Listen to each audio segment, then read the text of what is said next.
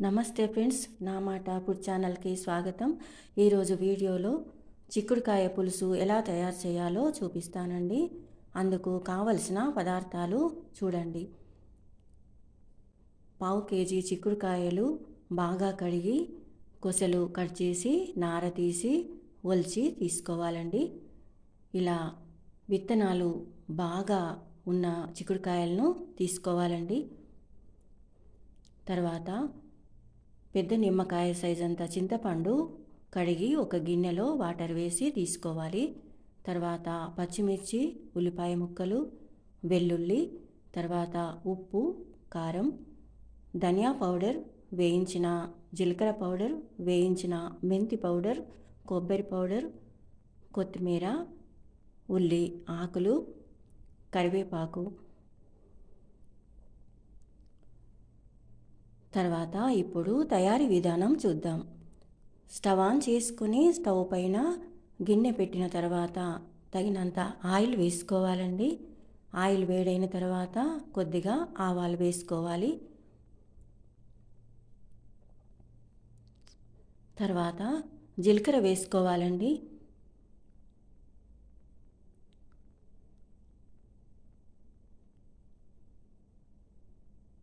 తర్వాత దంచి తీసుకున్నటువంటి వెల్లుల్లి వేసుకోవాలి.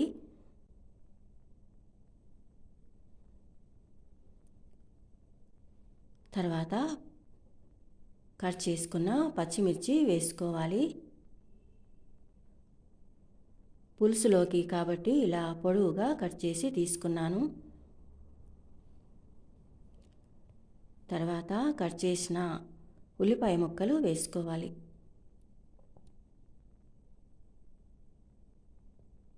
ఇలా కొద్దిగా లావుగా ఉండాలండి ఉల్లిపాయ ముక్కలు.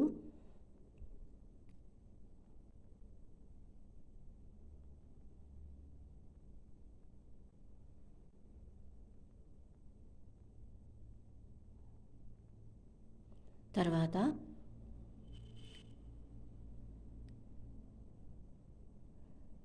వేయించిన మెంతి పౌడర్ వేస్తున్నాను. తర్వాత పసుపు వేస్తున్నాను.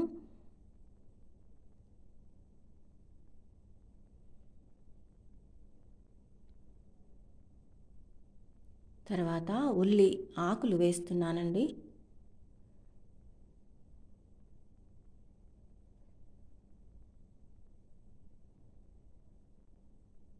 తర్వాత చిక్కుడుకాయలు వేసుకోవాలి.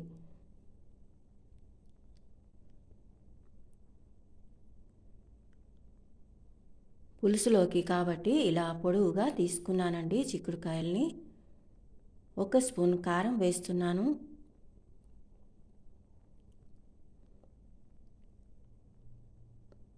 తర్వాత 1 స్పూన్ సాల్ట్ వేస్తున్నానండి.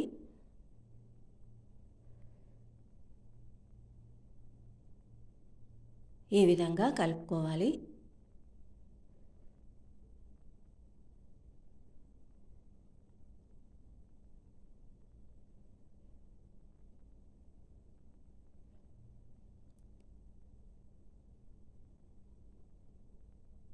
తర్వాత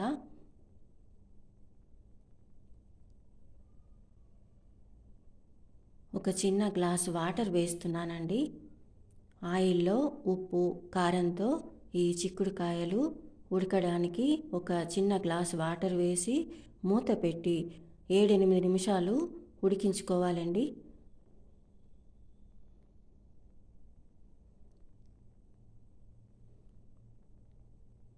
తర్వాత ఈ విధంగా ఉంటుందండి.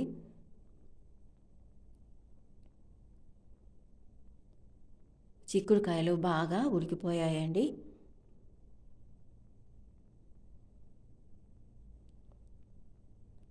తర్వాత చింతపండు రసం వేసుకోవాలండి. చింతపండు రసం ఎక్కువ అనిపిస్తే మీరు చింతపండు కొద్దిగా తగ్గించి తీసుకోవచ్చండి.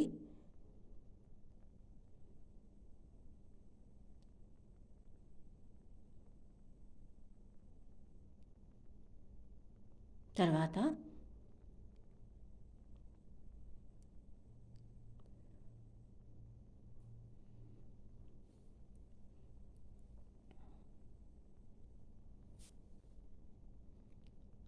చింతపండు రసం వేసిన తర్వాత 1 స్పూన్ సాల్ట్ వేస్తున్నానండి.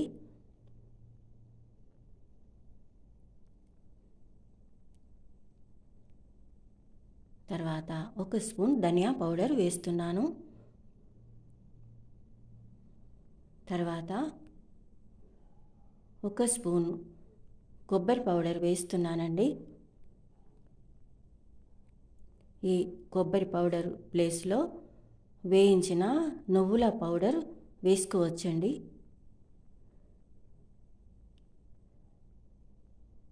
తర్వాత వేయించిన జీలకర్ర పౌడర్ వేస్తున్నానండి.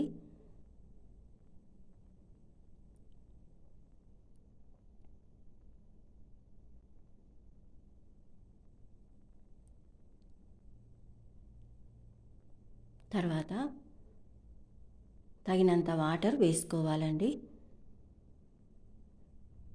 తర్వాత కరివేపాకు వేస్తున్నాను.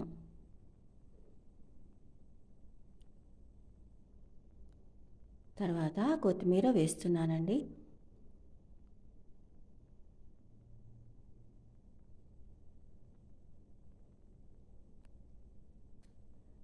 టేస్టీగా ఉండడానికి కొద్దిగా షుగర్ వేస్తున్నానండి.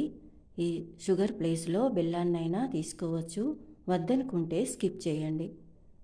మూత పెట్టి 5 నిమిషాలు ఉడికించుకోవాలండి. తర్వాత ఈ విధంగా ఉంటుంది. రెడీ అయిపోయిందండి చిక్కుడుకాయ పులుసు. చూశారు కదా చిక్కుడుకాయ పులుసు తయారీ విధానం.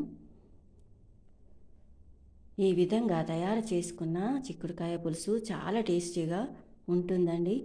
చివరగా కొత్తిమీర వేసుకోవాలి. రైస్లోకి చపాతీలోకి చాలా బాగుంటుందండి. ఈ వీడియో మీకు నచ్చితే లైక్ చేయండి, షేర్ చేయండి. నా మాట ఫుడ్ ఛానల్ని సబ్స్క్రైబ్ చేసుకోండి. Thank you for watching.